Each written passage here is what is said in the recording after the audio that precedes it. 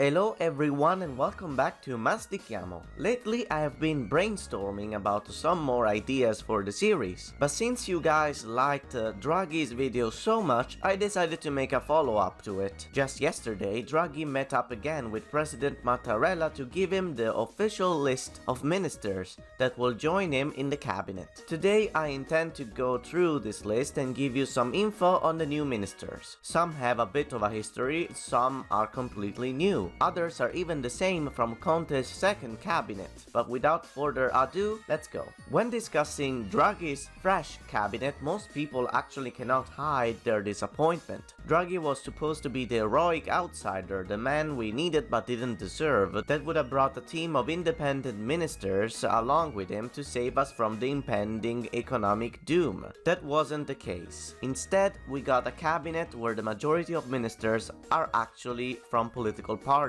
On the brighter note, many of the key ministries are actually held by independents, so there is a big chance that Draghi will be able to stay faithful to his first impressions. Let's start with the ministers without portfolio. Federico D'Inca is the Minister of Parliamentary Relations. Essentially, he handles communication between the cabinet and the parliament. He is part of the five-star movement and he was elected into the Chamber of Deputies in 2013 and 2018. He's not new to the position, in fact he was minister since August 2019 when Conte made his second cabinet. Vittorio Colau is the new Minister of Technological Innovation. Not only he is new, but he's also unaffiliated to any party. He has a very bright curriculum with a degree from Bocconi and a master in business administration from Harvard University. What makes him perfect for the position is his long career working in Vodafone as chief executive and member of the board of directors. Despite his potential, I'm still not sure about what to expect. We know that Colau did have a plan to help the country recover after the current historical events, and that Conte asked for his help in April 2020, but his ideas never came to fruition under Conte. Perhaps now will be his chance to shine. Next up, we have the Minister of Public Administration Renato Brunetta from Forza Italia, one of the most disappointing ministers in the list. Brunetta is an economist. He has been member of the Chamber of Deputies for Forza Italia, Berlusconi's party, since 2008 and was already Minister of Public Administration in Berlusconi's fourth cabinet from 2008 to 2012. He is remembered for his reforms on public administration named after him, that he nicknamed Law Against Slackers, that in short reduced the privileges for the workers in the public sector. Brunetta is looked down upon due to his arrogance and for being kind of condescending. However, he still has great relations with Berlusconi, who in turn is good friends with Draghi, so yeah, you get it. Next up, we have Maria Stella Gelmini at the Ministry of Regional Affairs. So far, the most confusing nomination. Gelmini has been in the Chamber of Deputies since 2006, and she is remembered for the school and university reform she made when she was Minister of Public School and Research in Berlusconi's fourth cabinet between 2008 and 2011. I intend to talk about her reform more in depth in a future video, but if you want to know more, I made a video about her already, which I will link above.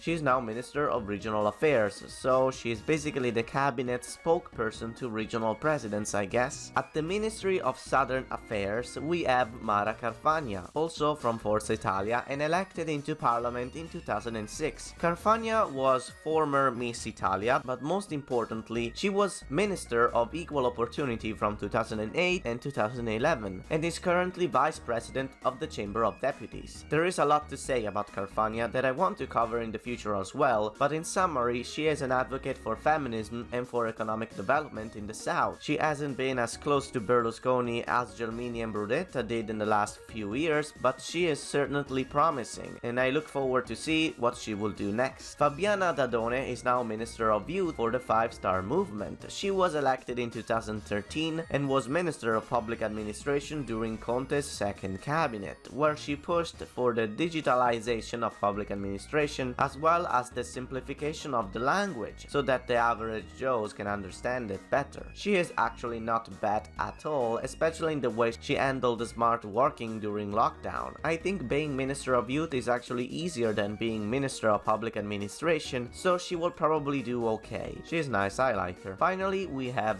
Elena Bonetti from Italia Viva, Renzi's party. She is back in the Ministry of Equal Opportunity. Bonetti is good friends with Carfagna since they're both liberal feminists, but aside from that, she doesn't really stand out. She contributed to Renzi's shenanigans when they made Conte resign, but she's okay. Now we're getting into the actually interesting ministers that actually mean something. First up, we have Luigi Di Maio as Minister of Foreign Affairs. He's one of the most influential Five-Star Movement members and probably one of the scummiest. I already talked about him in previous episodes, but in short, he's one of the more disappointing ministers in the cabinet. He doesn't have a lot of qualities nor titles really, yet here he is. He's not someone to underestimate. If we get to 25 likes, I will make a video about him at the next episode of Mastichiamo. Now let's move on, else I'm going to puke. Next, we have Luciana Lamorgese as Minister of the Interior. She is an independent and good friends with President Mattarella. She is the same as the last cabinet, and I don't get why people dislike her so much. She was the prefect of Milan and Venice in the past, and has been working actively on the topic of immigration. Some may try to tell you that she did a terrible job, but I beg to differ. I'm sure she's gonna do alright. Now we have one of my personal favorites, the independent Marta,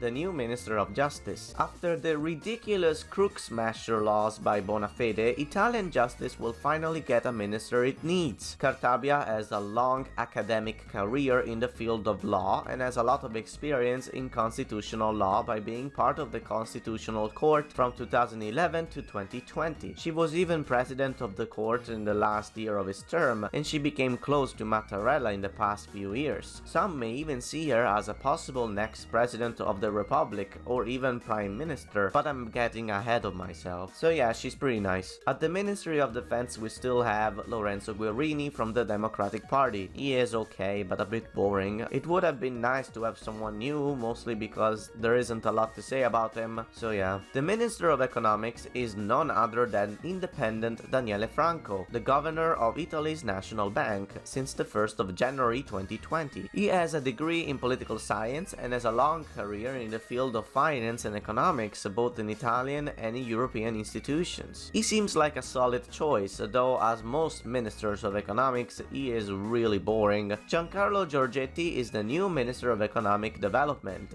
He is an old school member of Lega, follower of Bossi and a federalist. He was the Undersecretary of Giuseppe Conte from 2018 to 2019 and has kept some minor roles before then. This will be the first time he gets a good institutional position after 20 years. He seems okay, though this may be one of the weakest rings in the chain. There were also other two Lega members, Massimo Garavaglia in tourism and Enrico Stefani in disability. Another controversial minister to be reconfirmed is Roberto Speranza, Minister of Healthcare. He is a member of Numero Uno, a small progressive party. A lot of people dislike him, but I think he actually handled the pandemic decently for the most part. He had a lot of things going on, so Draghi decided to keep him around for the sake of convenience. Another man to be reconfirmed is Dario Franceschini from the Democratic Party in the Ministry of Culture. He is alright, though not very interesting. Lucia Azzolina was also reconfirmed thanks to her great dedication and professionalism. No, just kidding, Draghi kicked her out. Patrizio Bianchi took her place. He was head of the Ferrara University, and just like Colau, he had proposed some ideas to Conte and Azzolina to fix schools, but it was ignored. Cristina Messa, on the other hand, is the new Minister of Research and Universities. Her predecessor, Manfredi, did absolutely nothing, so I'm pretty sure she will do better than him, given if she does something. Stefano Patuanelli was also reconfirmed, but instead of being Minister of Economic Development, he is Minister of Agriculture. He is from PD, and that's kind of it. Yeah, honestly, I think we run out of interesting ministers. Here's the rest. Andrea Orlando in Employment and Social Policies. He is also from PD. Enrico Giovannini in Infrastructure. He is an independent, chosen by Draghi. And finally, Roberto Cingolani in the Ministry of the Environment and Ecological Transition. He is a professor of physics, so he seems a bit out of place, but okay, what do I know? This was actually a lot harder than I anticipated, but I hope you guys enjoyed. Remember, if we get 25 likes, I will do a video on Di Maio. Let me know if I should look more into some of the ministers I mentioned. But most importantly, tell me in the comments, what do you think of Draghi? What do you think of his cabinet? Let me know in the comments below. See you next time.